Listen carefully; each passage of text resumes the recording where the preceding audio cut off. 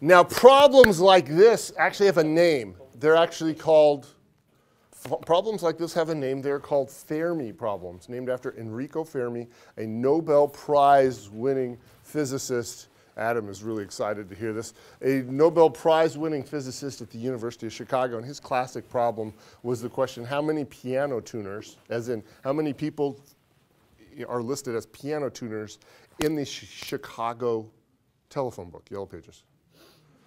And so that was his question. And I learned about these from a Reader's Digest article where an interviewer told me about, an interview, he didn't just tell me, but he wrote about a question that he would ask in interviews.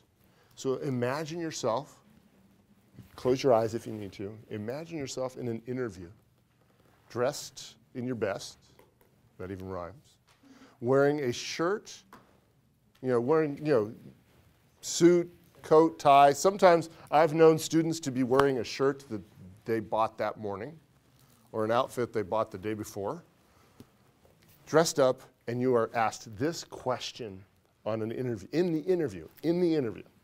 And the question is this: you are on a boat over the deepest part of the ocean, which I think is in the, I always have to ask, I should write this down.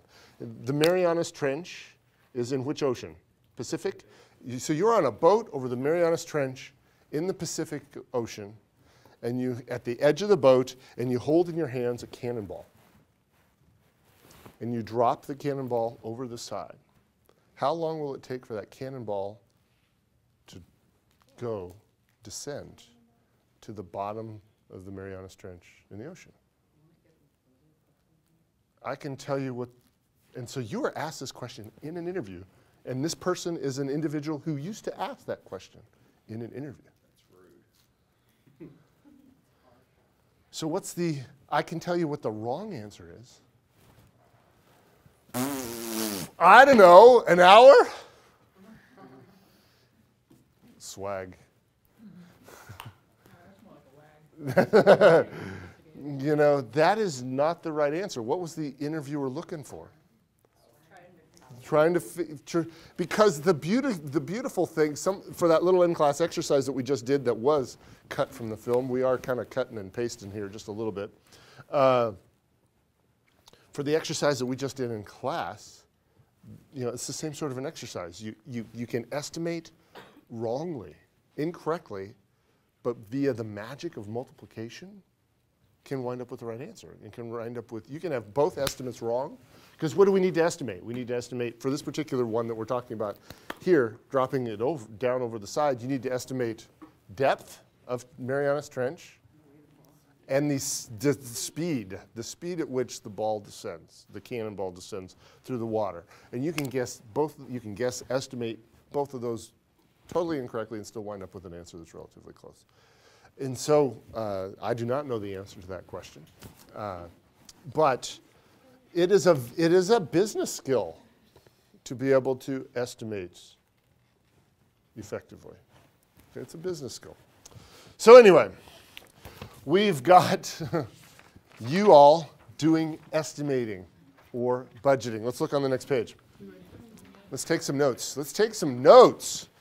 Hot diggity dog, as my grandpa might have said on occasion.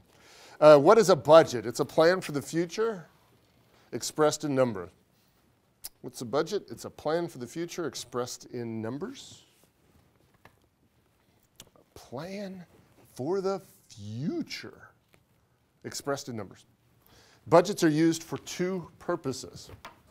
And let me erase this stuff on the board. Yuck. Yuck.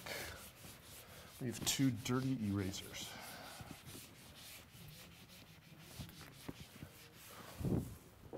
Okay, number one.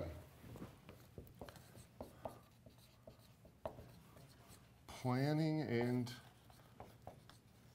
control. Number two.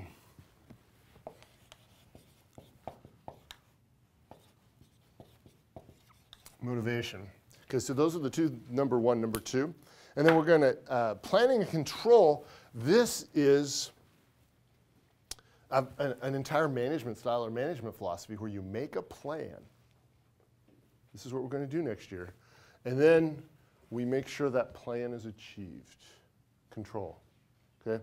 Control is actually an accounting name.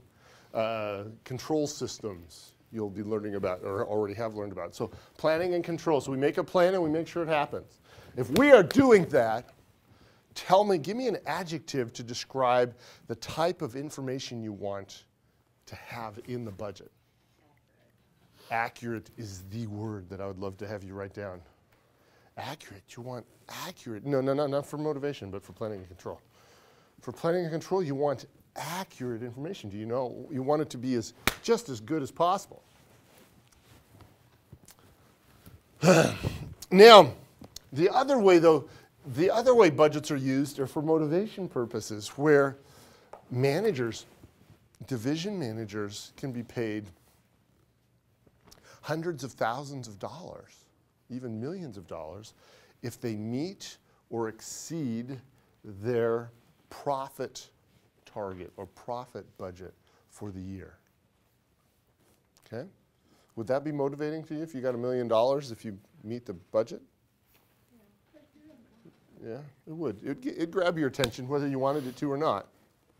And now, if you had $1 million resting on whether or not your profit target was met, give me an adjective to describe what you would want that target to be. I think I heard the answer that I wanted to hear. I heard like 7 different answers. I don't want it realistic. Easy. Who said easy? Back in the back row? The back row is right. Easy. Who wants realistic? I want $1 million. Why, Victoria? Huh? What? Just look at the page. But you're acting kind of. I'm reading the next page. The next page. We're not done with this one yet. Okay. Heavens, heavens, heavens, heavens. Thank you. You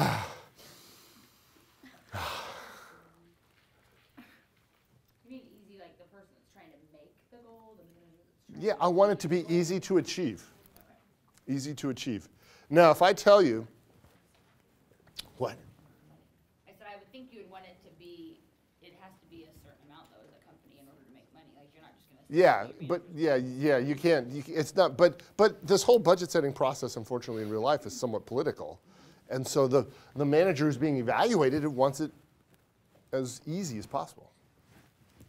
And now, in real life, if I tell you, in real life, and I think it's roughly 80% of all budgets are achieved or exceeded, okay? So in real life, 80% of budgets are met, achieved, or exceeded. And if that is true, which is winning? Budgeting for use as planning and control, or budgeting for use in motivational purposes? No, one of them's winning more than the other. So both is an incorrect answer. Motivational, why would you say motivational? What would it be? I guess let me ask this question. What would it be? What percent of budgets would be achieved if they were as accurate as possible? 50% is actually exactly right. Okay, 50% is exactly right. Because if we're being as objective and accurate as possible, in theory, statistically, you'd overachieve half the time and you'd underachieve half the time. But in real life, 80% of budgets are achieved. Therefore,